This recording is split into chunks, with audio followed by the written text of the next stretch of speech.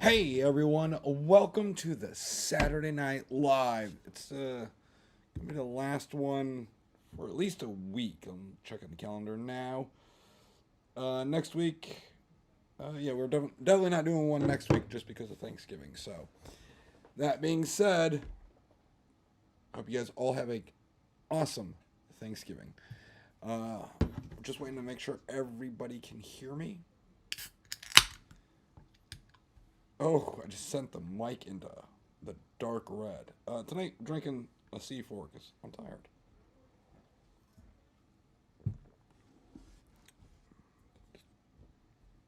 What's up, guys? I see you populating the chat. Hope you all had a wonderful Saturday.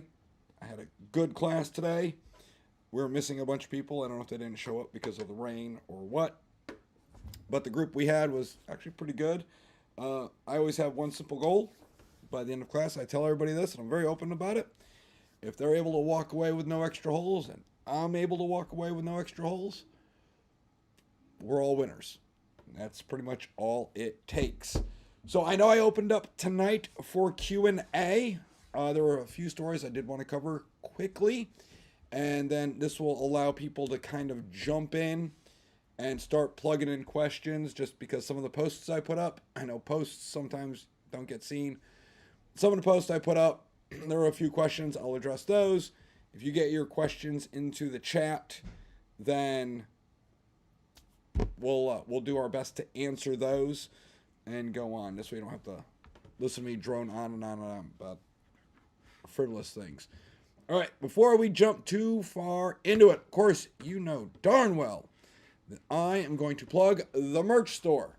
Down below in the description, you're going to find a link for Bonfire. Lots of shirts in there, little something for everyone. The Freedom Through Violence, of course, is our 250th anniversary of America. Ergo, Freedom Through Violence. Pick yours up today. They all come with sweatshirt variants. If you want something and it's not available in a sweatshirt, just let me know and I can get it done up for you. I do have a few other ideas that I will be throwing in there. But just wanted to kind of get that out there. Pick up some merch, help the channel out. Of course, all I ask is you just give the video a like. That's it. Throw a comment in, ask me a question, we'll answer it here in a little bit. At the very least, if you haven't subscribed to this channel, please subscribe to the channel. Make sure you toggle that notification bell, and then you'll get notified every time I put up a new video or do one of these lives. I know one of the videos we did last week blew up. I was one of the first ones to jump in with video evidence that Glock's new V series is, well, not the end all be all. Nope. Some very industrious person with a Dremel and some basic knowledge was able to fit a switch into the V series. So everyone telling me, oh, it's the fix for California, it's the fix for Connecticut. Less than a week, guys.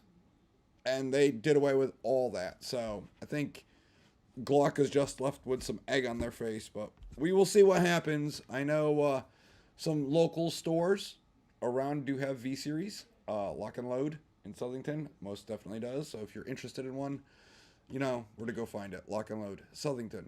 All right. In case you guys missed it, I have been nominated for the Micro Influencer of the Year through Gundy's. Now, Gundy's is an annual gun tuber award ceremony, award show.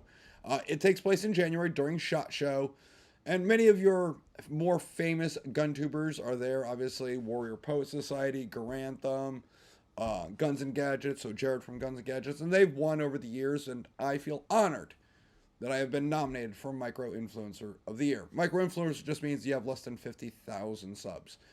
So it's a new category, and I'm happy that I'm in there. A few of my friends are actually nominated for the same category. So December 1st to the 15th, the voting will open. So look forward to me blasting you guys with a lot of shorts, asking you to vote, and all that.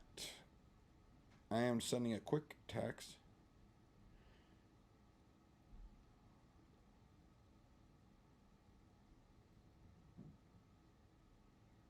I know it's riveting watching me text somebody.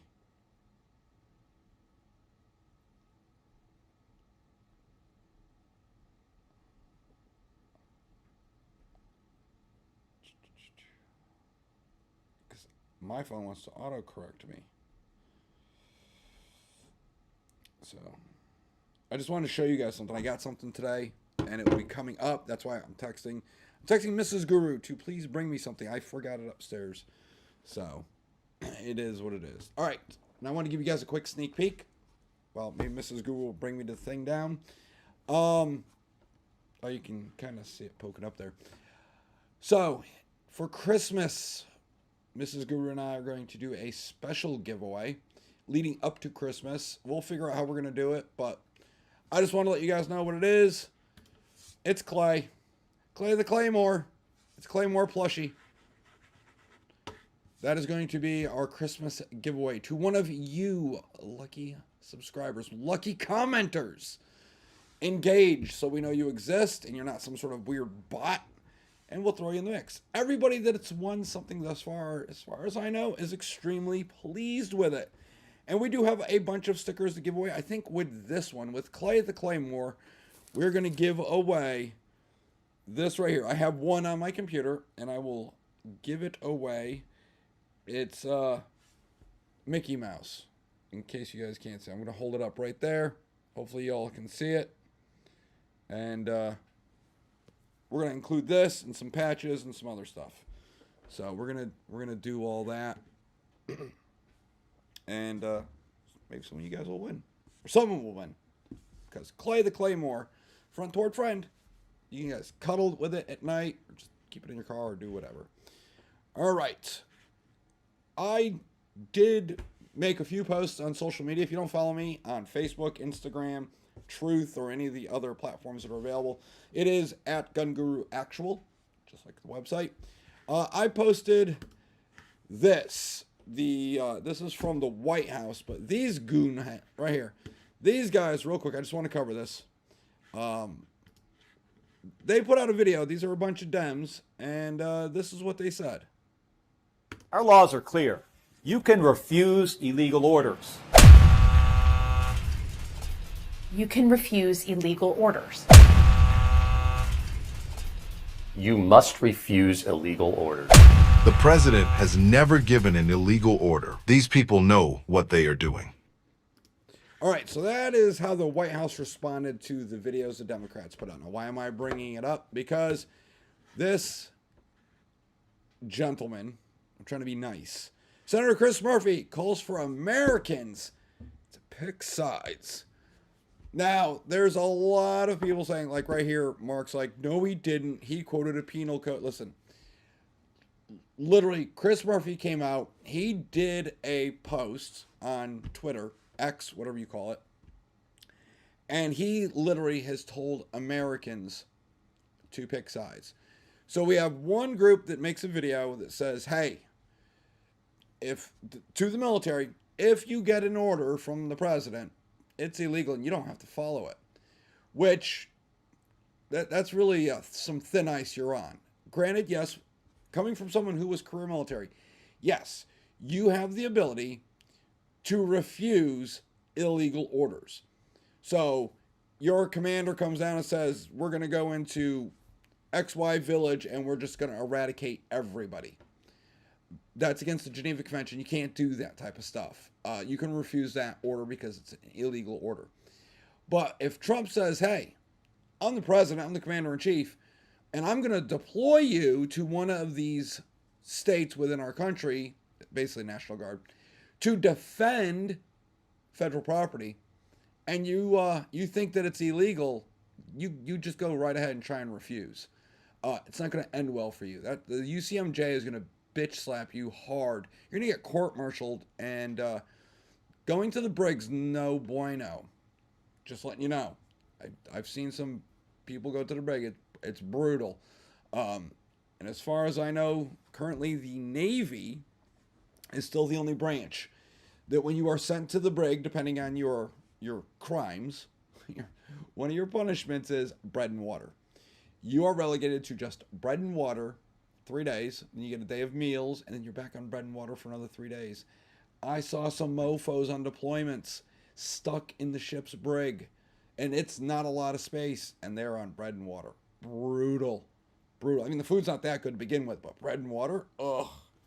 So, yeah, let's take a look what Chris Murphy had to say. This, I know you guys love him. I know Chris Murphy personally. He's such a tool. Many of you might not know this, but when I got injured in the Navy, I had to go through full-blown medical board in Washington, D.C. I had orders there. I had a lawyer. I had full-blown medical board like you see in the movies. So I had doctors and people that understood what I did for a living in the military. We had lawyers. I had a lawyer. And it's a trial. So what's up on trial is literally your medical record, and they're looking at where you were, where you are, and where you're going to be.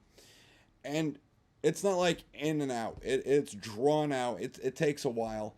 And the board will convene, and you sit there with your lawyer, and you plead your case. The military at this point is, trying to force you out, and you are trying to plead your case to stay in.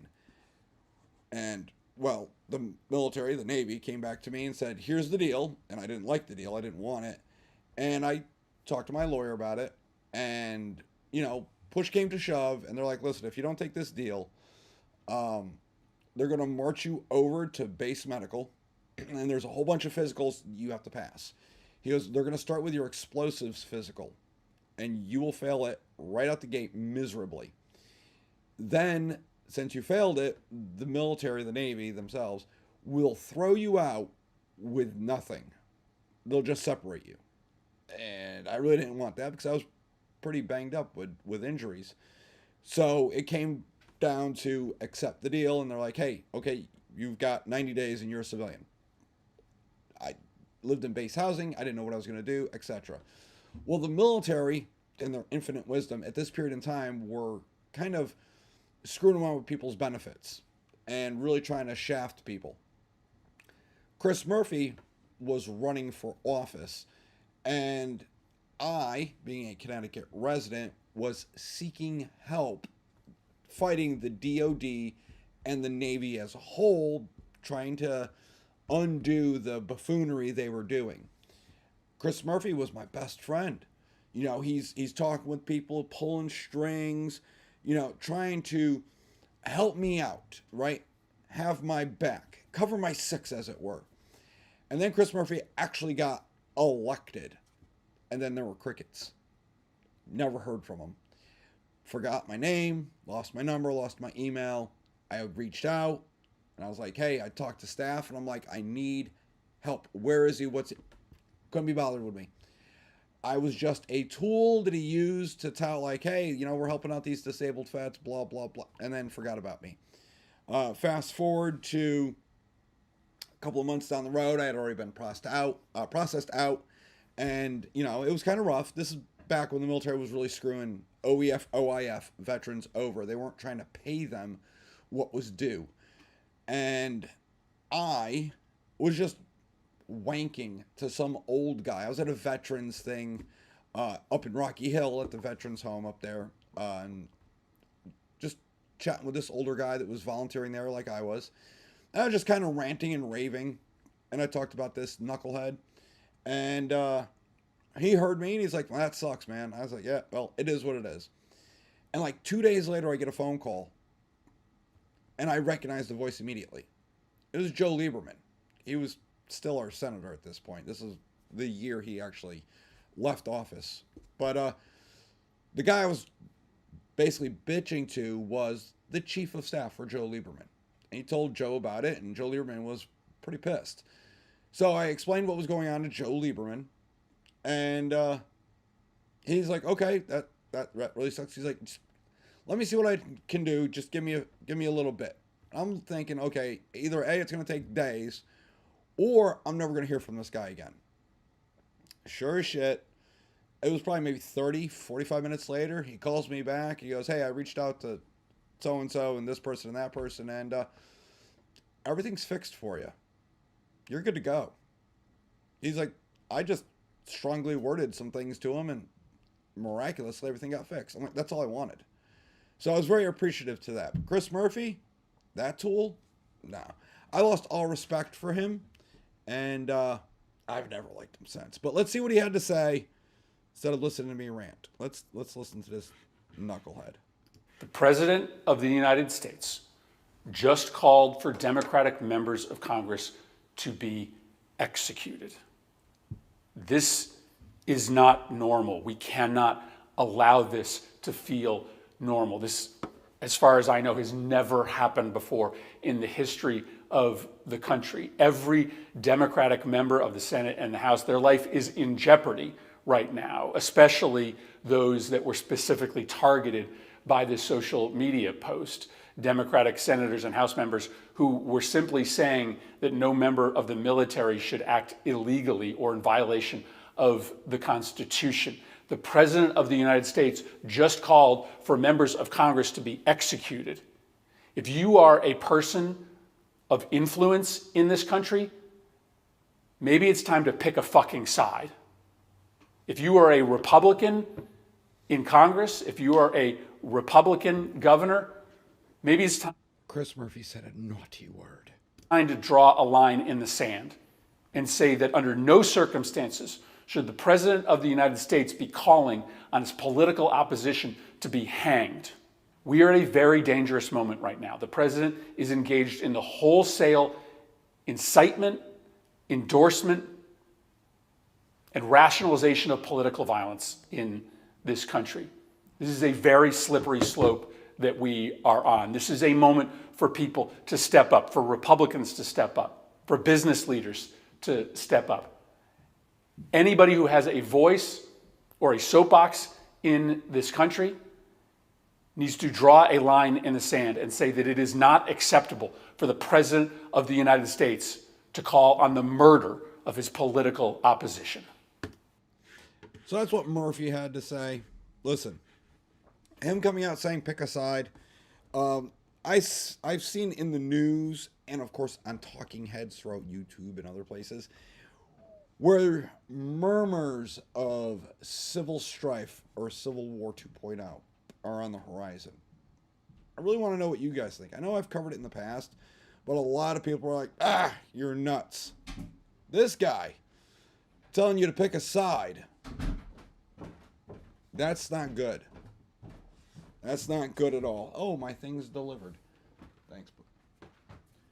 So let me know what you guys think in the... Thanks, Guru Jr. Let me know what you guys think down in the comment section. Are we on the verge? I only bring it up because, hey, if you guys really think you are, you might want to start prepping. Just saying. All right, I wanted to cover this too real quick. This brought up a lot of comments on the video. This is the new V series, guys. The one that Glock touted as Glock switch proof. And well, here it is. It looks like a Glock switch to me. What do I know? Look at that. And of course, you know, from Jurassic Park, life will find a way. I don't know, guys. Again, I got to look inside one of these today down in this area, and there's a lot of new parts in this area, but it looks like you can see this all has been dremelled away right in there to make room to fit this BS. So yeah, that's how it is, guys. It's nothing's foolproof, man. People are gonna... Now, this was done by an SOT, so YouTube, keep your panties on. Calm down. This was done by an FFL 07 SOT. They're able to do stuff like this. They can manufacture and do good, you know, stuff like that. They're just proving a point. That, yes, there are new things in here that are changed, but guess what? People that are intent on putting this type of crap on their Glocks are going to do it anyways. There's nothing you can do to stop it. With a little know-how, some basic knowledge, some basic tools that most people own in their home, you're able to modify a lot of stuff that's legal into illegal stuff. So when people, like in Connecticut, pass laws to where we can't sell firearms, where it's reasonably foreseeable for someone to make it from take it from legal to illegal, we can't sell that gun anymore. It covers a lot of guns. So again, nobody knows how it's going to be enforced, interpreted, or whatever. So we shall see. But it's part of HB 7042, and that is what Tong is using to go after Ruger. Just so you know. Now, I did have this sent to me. I brought it up, and I read through it. Because I am a big proponent of this. I tell people they should buy these in lieu of, for less than lethal, in lieu of just relying on firearms or buying like a taser or an ASP or OC spray. I didn't know if you guys saw it or not, but I wanted to bring it up. And then we'll jump over to questions. All right, this is coming out of Norwalk. This happened literally 2 days ago. Criminal possession of a firearm arrest. Sounds scary. On November 19th, 2025, at 4:02 p.m., Norwalk police officers conducting a selective enforcement in the area of 40 Woodward Avenue. This initiative was launched in this area in response to recent concerns from residents and business owners regarding loitering, public drinking, and other quality of life issues. While on patrol, officers approached two individuals who were loitering in front of a storefront displaying a no loitering police enforced sign. During their interaction, one of the individuals, identified as Matthew Clark, officers discovered that he was in possession of a multicolored Byrna HD firearm. Right there. Firearm. Okay, guys, a Byrna is not a firearm. Literally, it is not a gun by law. It's legal in all 50 states. The firearm was equipped with a magazine loaded with pepper ball ammunition and a CO2 cartridge. Yeah, it's a CO2 powered pepper ball launcher. And kinetic rounds, frangible rounds, OC rounds, and a bunch of other types of rounds you can buy right online. They'll ship them right to your house because it's not a gun. Again, legal in all 50 states. It is a less than lethal option. It is a paintball gun on steroids. That's all it is. I've bought a couple of these. They're not guns. No paperwork required. You walk into a store that sells these, you say, hey, I want to buy that. And literally you give them money and they give you the case with the stuff in it and you walk out the door. Lock and Load sells them. They're not guns. Urban 2A in North Haven is strictly a Byrna launcher store. They're not guns. You just buy one and walk out with them. I'm not saying they're cheap. I'm just saying they're not guns. You just have to be 18 or older to have one. You don't even have to be 21. Just 18 or older. Clark was taken into custody and transported to Norwalk Police Headquarters for processing. Clark, who is a convicted felon, refused to be fingerprinted during the process, resulting in an additional charge. So arrested, Matthew Clark Jr., 41, and there's his address. I'm not doxing him, guys. It's public knowledge. It's available right there, so I don't want to hear grief from it. I'm curious about his charges. All right, charges. Criminal possession of a firearm. It's not a firearm. It is a CO2-powered launcher. Carrying a dangerous weapon. A Byrna launcher is not a weapon. It is a less than lethal option. Failure to comply with fingerprint requirements, and nobody cares about that one. I mean, that's a charge, but that's because he refused to be fingerprinted. Carrying a pistol without a permit. Again, it's not a gun. Bond was $200K. He is due in court December 3rd, and then they give you the tip line and all that. So, I'm just confused by this. It looks like the police arrested him, and they're just throwing a bunch of crap against the wall to see what sticks. Honestly, I wouldn't be surprised if a lot of these charges, outside of the fingerprinting one, were just dropped. Because they're not firearms. It's not a dangerous weapon, which the dangerous weapon is in our general statute, and the definition of a dangerous weapon is nebulous, to say That's the best I could say about it. But again, a burner launcher is not a firearm, nor a weapon, nor a pistol. It's not a gun. It is just, it's none of those. But Connecticut, the Norwalk PD, is charging this guy as if he had a firearm. Let me know what you guys think. Do you think it's just going to get dropped? There it is right there. It is not a gun. There is no slide. Yes, it takes a magazine. The CO2 cartridge goes right in here. It only holds like 5 or 6 rounds. It's only good for up to 60 feet. It is great for self-defense, but again, not a gun. It is only a CO2 launcher. I think they're stretching. What do you guys think? All right, let's get back to me. And I had screenshot some of these questions, so I want to pull them up, and then we'll get into the Q&A, because I did promise you guys Q&A stuff. All right, so on the Facebook post for Gun Guru Actual, I did, hey, tonight is Q&A, and here is the question. Do you think, this is coming from Michael Gargulio, do you think that some of these gun laws are purposely designed to turn law-abiding citizens into felons so that their right to own firearms is taken away? 100%. 100%. And I can prove it.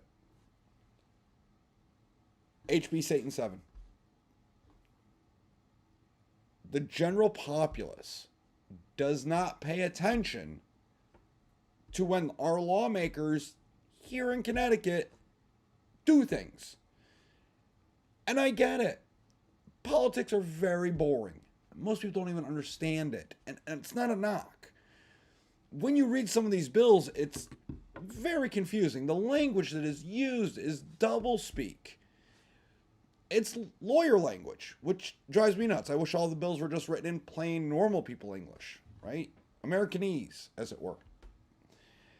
I just read, I ask a lot of questions. I try to keep up to speed on all of this. I am not big into all of it, but it is what it is. It's part of the gig of doing this. So when HB Satan 7 passed, besides a bunch of other stuff, the key thing was the assault weapons certificates, to be exact. I had noticed there was 3 groups of people when it came to them saying we had to re-register our assault weapons. So we bought it and we registered it with our DPS 3s. HB Satan 7 passes and we all have to do the re-registration. The 3 camps of people that we saw were the people that were like, number 1, I will not comply. I'm like, that's pretty based. That's cool. I know, I was in that camp. I was like, I ain't doing that. And then after a few discussions with lawyers, because of this platform, they said they're going to target you. You would be the first they would go after. And I thought about it and I was like, man, if I comply, I'm going to feel like a sellout. But it would make good content and it would have provide me the ability to provide you a walkthrough. And so that's what I did. One of them was already in the system. Had no problem registering it. My other one, my DLD, I bought it so long ago the DPS 3s were done on paper by hand. SLFU has a 5-year backlog. Thus, I had to go in and register it myself. So that's what I did, which showed all of you, and it listed all my guns, etc., that the state of Connecticut knows that I have. Fine. Made great content. The third group was the masses. Tons of people who had no idea that they needed to do this. In fact, we run into these people weekly. Not 1 or 2, but like 5, 6, sometimes 8 people. Like, I just heard about this law. My buddy was telling me about it. I had no idea this happened. What can I do? It's like, bro, that law passed in 2023. You are behind the power curve. Now, if you're really curious, what could you do? That's easy. One, Lock and Load podcast just did a whole episode on it. But you are really limited to what you can do. You can surrender it. You could pull it apart and, get rid of the upper. Just you got to get it out of your own home. Otherwise, you have constructive possession. But you're basically going to have to get your lower, get a fixed mag shoved into it. There's a lot of things you can do. Definitely don't be caught with one of those, though, because they will hammer you. So, again, that group of people, which is the vast majority, why didn't they know? It's easy. The state of Connecticut didn't put the word out. Now, they say they did, but, a little 30-second blurb on WTNH isn't going to cut it. I did my best to get the word out, but again, if you're not subscribed to the channel or you don't just happen to stumble upon this channel, you're not going to know. I get it. That's okay. That's why I always tell you guys, share this with everybody you know, with all the other gun owners you know, to get the word out to them. I'm trying to keep you guys from being a lawful citizen today and a felon tomorrow. When these laws change, you really need to know. I'm trying to get that word out there. I'm trying to be your two-way evangelist. But yeah, you can see how the state of Connecticut really didn't do much, didn't really put the word out of the ramifications of what would happen if you didn't register. And what I'm worried about is when they're finally done issuing all the AW certs. They're going to take the AW certs that they issued out and the list of Connecticut residents that are known to own others and regular AR, so your DPS 3, and they're going to take those two lists and put them together and see who's missing. And then they're coming for you. I know you're like, oh my God, you're so paranoid. Bet. Let's see what they do. What's going to stop them from doing that? If you only handed out, say, 100,000 assault weapon certificates to the citizens, but you knew that 300,000 people owned them based on your gun registry that's not a gun registry according to the state, what would you do? You know people didn't comply. Okay, yes, maybe some of those people destroyed them. Maybe some of those people sold them out of state. They'll have records, and then you can investigate. But that's what I'm worried about. The state is going to weaponize it and come after us. That's what I'm worried about. I think it's designed that way. On YouTube, Kevin N2B6Q asked this. He says, with limited historical precedent for a state gun registry, where the few that existed were focused on militia or arms only, would the Bruin decision given an adequate challenge to the DPS 3? So here's the deal. When we look at history, text, and tradition, we have to go all the way back to the late 18th century, the late 1700s. Firearms didn't have serial numbers back then. There was no history of a gun registry in any of the states. That's abhorrent to our founding fathers. Everybody had guns. If you didn't have a gun, you better be damn wealthy so you could buy food, because everybody had guns so they could go hunt. If you didn't hunt, you would starve and die. Thus, everybody had a musket. Because every male of age was part of the militia. Thus, you needed to have a gun. That's why that Second Amendment reads the way it does. The militia is made up of the people. It wasn't the National Guard, not a standing army. The militia is the people. So the freedom of the state, the militia, etc., blah, blah, blah, we have the right to keep and bear arms. End of story. That's it. So, yes, with the history, text, and tradition, the DPS 3 is unconstitutional, but I could have told you that right out the gate. But Connecticut will tell you, hey, we don't have a gun registry. Yet, they do. They got it. Hate to tell you that, guys, but yeah, we have a hardcore registry. I did see someone sent in something.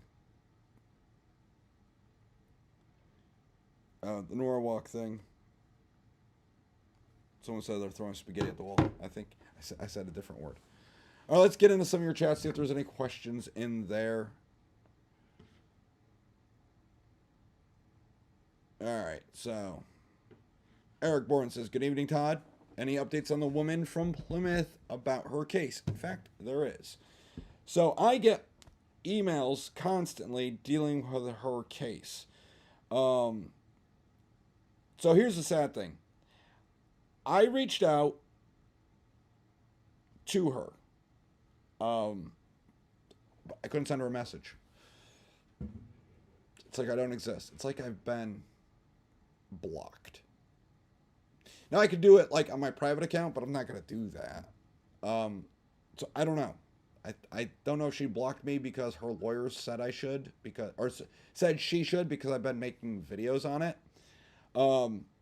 But this is the update I got from the Vine service, which is a service provided by the state of Connecticut dealing with certain cases that you track. This came out 11/19/2025. It says, "This notification is brought to you by the Connecticut Statewide Automated Victim Information and Notification Program, also known as SAVIN. This email is to inform you that Heather Torpy, with docket number," give the docket number, "has an upcoming court event. A hearing has been scheduled for 12/17/2025. This will take place in GA 15 New Britain Courthouse, located at the following address: 20 Franklin Square, New Britain, Connecticut. Please be aware that there are often more than one case scheduled," and it goes on with the generics. Now, the email prior to that read almost identical, except she had a hearing scheduled for 11/19/2025. Well, that day is when I got the email I just read to you, and it looks like it's been pushed off till 12/17. I don't know what's going on with it. I haven't seen anything. It's a continuance after a continuance after a continuance. We'll see. I don't even think I can make it to court that day to watch. I'd love to, but I can't. That's the only update I have. I did have somebody in class last week that used to live down the road from her and said, yeah, she's getting railroaded. It's a really raw deal. And I guess the state of Connecticut is going after her full force. They are using everything at their disposal to destroy her and to ruin her. So we'll see how it plays out. This is literally what HB Satan 7 was designed to do. So it's nice to know that the state of Connecticut treats their citizens that way. Hey, but you know what? If you're a career hood booger, well, they're going to treat you with kid gloves. But you make, one little error, and you're normally a law-abiding citizen, they're going to hammer you. All right. Can hear you loud and clear from Eric. That's awesome. Let's see. Chewing bubblegum. Is there any news about SCOTUS granting cert to Grant v. Lamont? No, there's no news. The case is there, but the court is not currently in session. I think it's going to be, because it's Thanksgiving, it's going to be more toward the end of November, early December. The state of Connecticut, I think, is able to put forth their argument, and they haven't put anything in yet. So we're looking at early December before the court hears anything, but I am definitely keeping an eye on it. I wish that certain groups involved with Grant v. Lamont were a little more transparent and open to us here in Connecticut and members, but they're not. SAF is pretty good. The Second Amendment Foundation, who is the other party in here that's helping fund everything, they're pretty good about it. And of course, there's a whole nother case with GOA, FPC, different plaintiffs, and they are dealing with Connecticut also, and our assault weapons and our magazine ban, and that too is in front of the Supreme Court. So we have two cases that are right there that will be argued, and Illinois has their own that's there now. I don't know if the Supreme Court's going to take all three, cram them together in one big case and take it. If they take just Grant v. Lamont, push the others aside, couldn't tell you. But I do know that the Second Circuit Court of Appeals dealing with Grant v. Lamont really botched up Bruin bad. They did not interpret it right. They ignored sections of it, and other sections they just, well, we interpret it this way. The big takeaway was, and it's in the argument, under Bruin, the state does have the ability, so does the federal government, to ban guns that are dangerous and unusual. Okay. There's been a history, that is in history, text, and tradition. The Second Circuit said that the state can ban guns that are dangerous or unusual. That's not what Bruin said. Bruin said they had to be both. And is the key word. Second Circuit said or.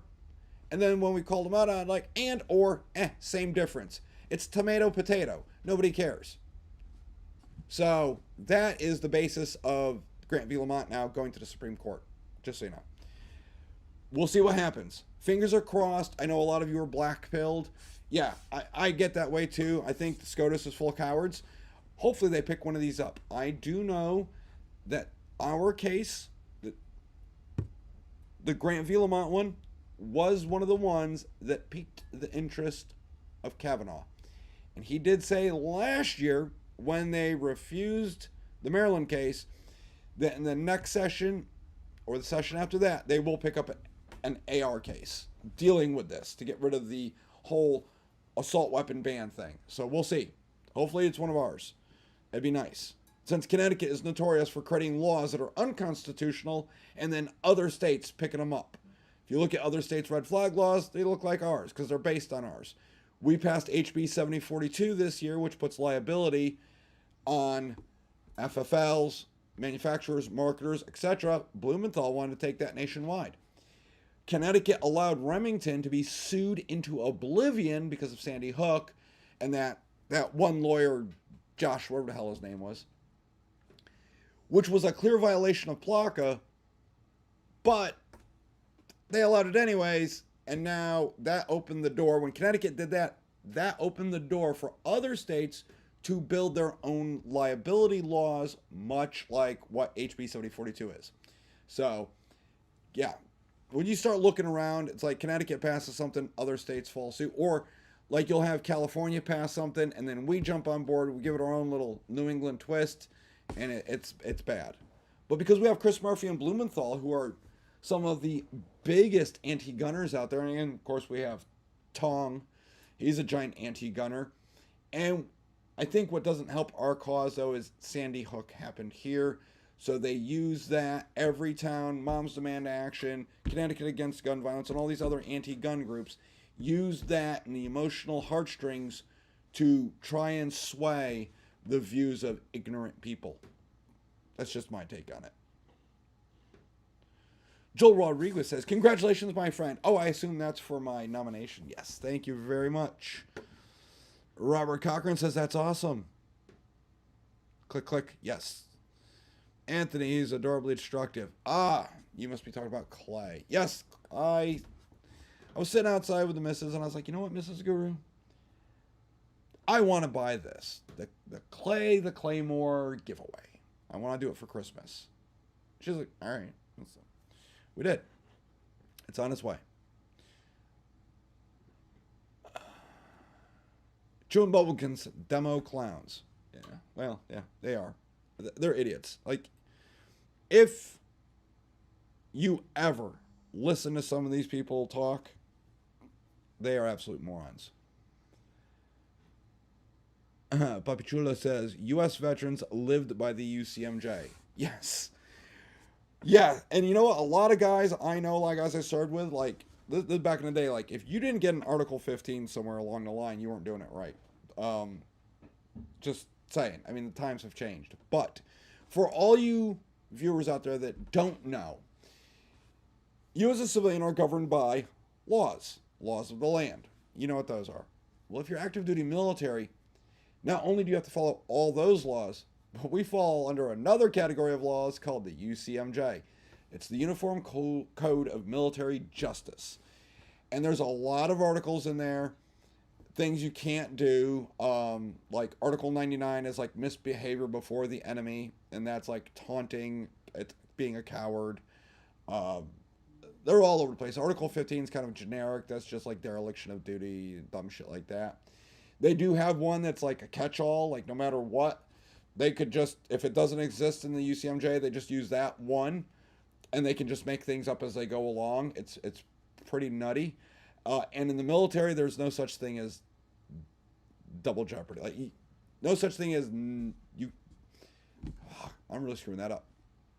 So we understand that you can't have double jeopardy, right? So if you're tried and you're found innocent, they can't just retry you, trying to nail you again. In the military, it doesn't work that way. Double jeopardy is not a thing. So the way it works is like you're out in town partying and you get picked up for a DUI. They just leave you with the civilian police. The civilian police will throw you through the court system. You could end up in jail. You know, God forbid it's super bad. Military just marks you AWOL, right? You're just UA. You're unauthorized absence. You do your time in civilian jail. When you come out, you know who's there to greet you? That's right. Military police or a chaser or whatever your branch uses. I know the Navy, we had chasers. And because I was TAD to a chaser unit for a while in Norfolk. That was a good time. They pick you up and they bring you back to the base, and you get retried for the same DUI, and you're getting nailed now also with being UA and a bunch of other stuff, and they'll throw you right back in jail. It's insane. And it's not like civilian people jail. Like military jail sucks. Like I used to drop prisoners off at those places, and I was like, man, I never want to be in one of these. It is brutal.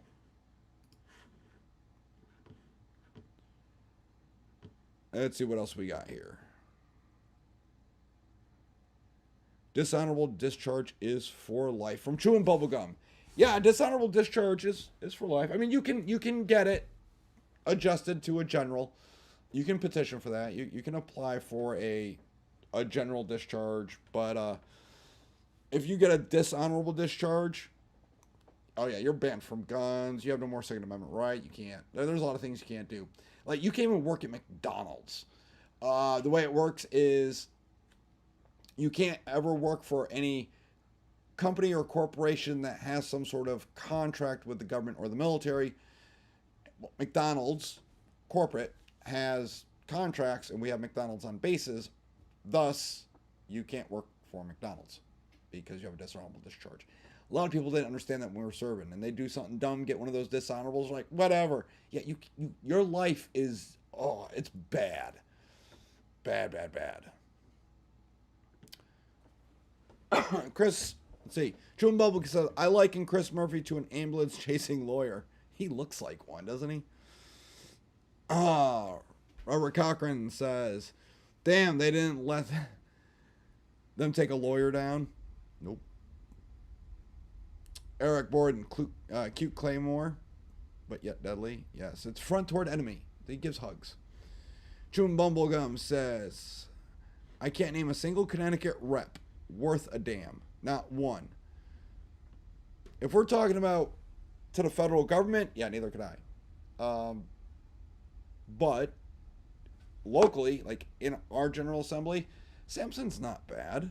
I like Sampson.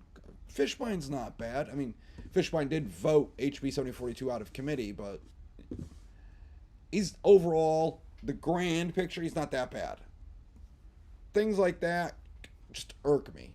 So, but at a federal level, like when we're talking about our Congress people, I mean, we got Rosa DeLauro. For me, Johanna Hayes represents me. I can't complain. I've never voted for Johanna Hayes, but Johanna Hayes has helped out in the past when we had problems with certain Veterans Administration stuff. So, reached out, and she is my congressman. She does represent me. Ergo, help me. I am a constituent. And they've been pretty good about it, so I can't complain about that. Would I vote for her? No. No. Her values and my values don't align. But she is elected. She does represent me. Ergo, you should help me. Regardless. Eric goes and says, what are your thoughts on the Republican candidates for Connecticut? I think any of the Republican candidates that we get here in Connecticut are, I don't want to say milquetoast. I think they're rhinos. So, like, governor right now, Aaron Stewart is, I guess, put the paperwork in to run for governor against Lamont. She, I guess, is going to be the Republican. If you look at her track record in New Britain when it came to the Second Amendment, gun permits, and such, they were abysmal. I don't think things would get any better for us. But it is what it is.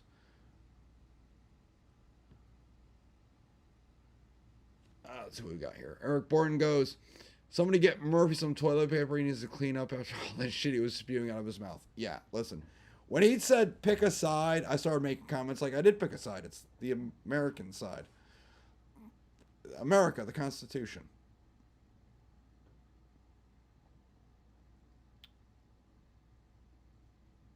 Let's see. Let's see. Eric writes, what took them so long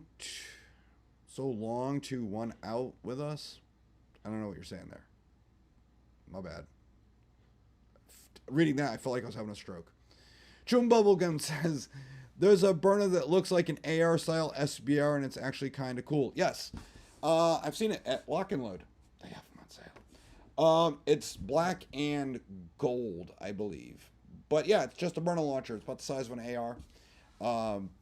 CO2 powered, launches the balls. They're pretty cool. They have them that look like MP7s.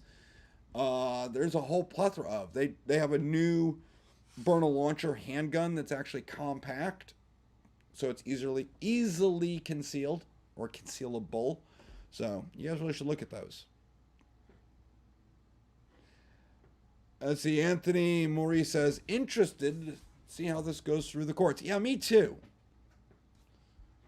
Pop Chulo says he was a convicted felon. And when you look at the general statute of Connecticut, when it says felons, it says they can't own guns, and the federal government says felons can't own guns. This is not a gun. It's not a dangerous weapon.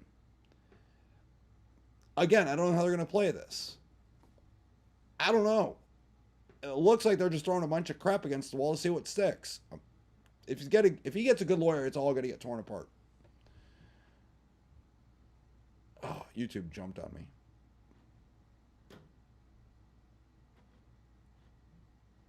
All right, Eric says I smell a lawsuit. Yeah, I'm pretty sure. I mean, listen, if those charges are dropped, I wouldn't blame him if he sued the crap out of the PD. Is he a felon? Yes, he was a felon. Joel Rodriguez goes, is he a felon? Question mark. Yes. Yeah. If so, can he still be arrested for having a less than lethal weapon? That's the question. Because less than lethal can be defined a bunch of different ways, but when you look at the general statute, it doesn't really say. I know one of the Reddit posts I was posting, all the general statutes that deal with this, and nothing was very clear. You got to remember, when those were written, the burner launcher didn't exist. So it might be something they have to readdress, but it's not a gun. I mean, that'd be like arresting him because he had a slingshot. It's not a thing. And then calling the slingshot a gun.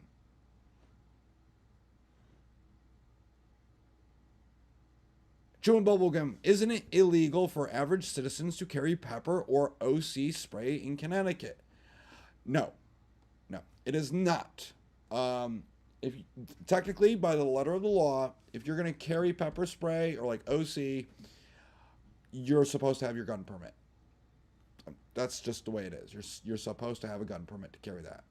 Again, though, I know tons of people out there, see them all the time, carrying these on their keychains. Mainly they're women. They don't have permits. Again, it's the law, yes, but it's like one of those laws that nobody's really going to enforce. And if you're a cop and you're going to enforce this, and you're going to arrest a woman because she has pepper spray and she doesn't have a gun permit, so you're going to arrest and charge her, what you're saying is you would rather have her be a victim with 0 self-defense items than to just ignore it, turn your eye and be like, hey, just be careful.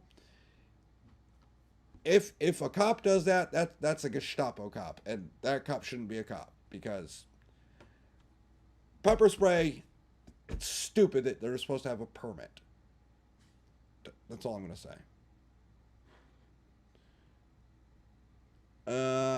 Justin Shelton says no, it's not chewing bubble. Yeah, I pretty much just said the same thing. Justin Shelton, you can carry pepper spray as long as you're 18 plus. Yeah, you're supposed to have a permit technically, but nobody pays attention to that. Jay Morin says check email. All right, I'm checking email. Let's see.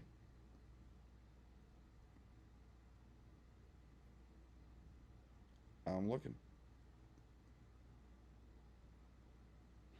Let's see. I'm just reading what he sent.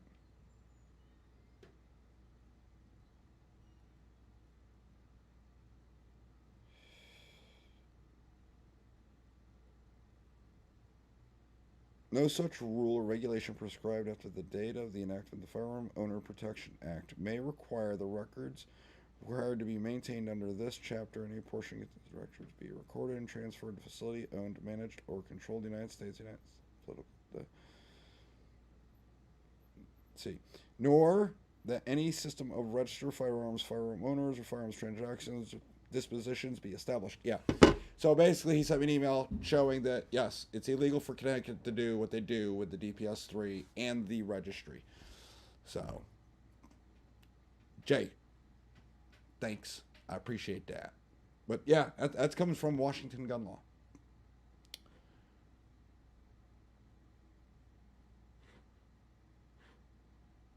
I just checked it. It proves that it's illegal. Oh, Eric was talking about the Switch. Luis Torres, I'm always late in getting the notification from YouTube. Look, it's simple. Saturday, 7 p.m. every Saturday. And if something comes up and I can't do it, look at the socials. I'll put it up on the socials and I'll put it in YouTube saying, can't make it tonight. So, let's go back to what Eric said. I got to scroll.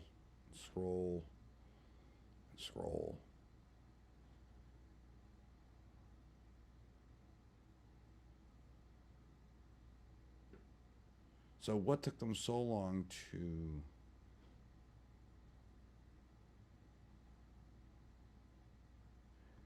Are you asking, like, how long about getting the Switch in the V-Series? Less than a week. Or are you asking why it took so long to get the V-Series out? I think the V-Series is just trying to appease people, trying to, like, squash some of these lawsuits that are out there that's not doing a very good job.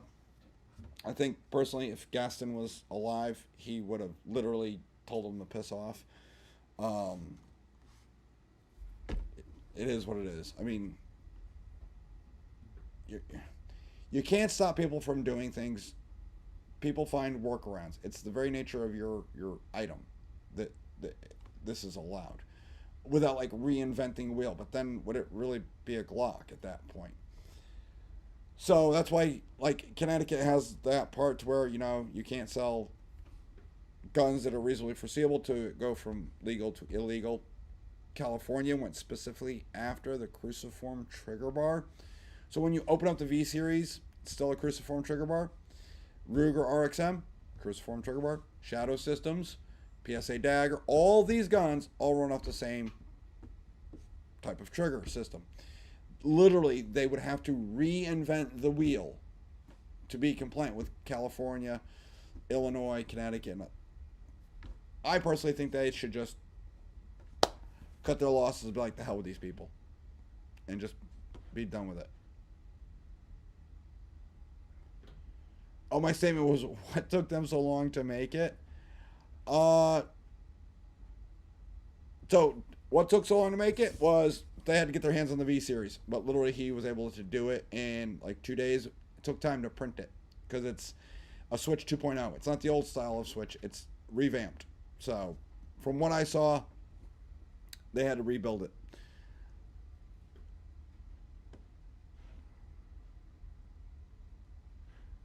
All right. that's pretty much it. All caught up on all those questions. So listen, guys, it is 8 o'clock on a Saturday night. Why are you still watching me? Go spend time with your family. Enjoy your Sunday. Take a day of respite. I will try and do a video either Monday, Tuesday, or Wednesday. But if I don't talk to you guys this week, don't fret. I'm still here. I want all of you to have an awesome Thanksgiving. Spend that time with your family and be thankful for everything that you have. Doesn't mean it has to be perfect. Just be thankful for what you have. I know I personally, I'm thankful for a lot of things, but I'm thankful for you guys too. Helping me grow and helping this channel grow, it means a lot. And I just want to say thank you to you guys for being part of it.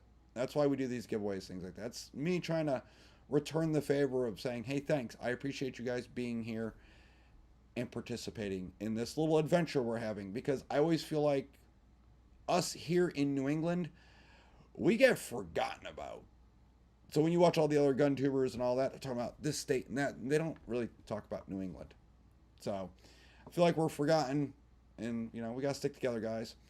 So you guys have a great Thanksgiving. I know I'm looking forward to the Macy's Thanksgiving Day Parade. It is a tradition ever since I was a wee lad. Watch it every year, unless I was deployed. So I will see all of you guys in the next video. You guys go spend some time with your family. I'm going to go hang out with my Mrs. Guru, and I will see all of you guys in the next video.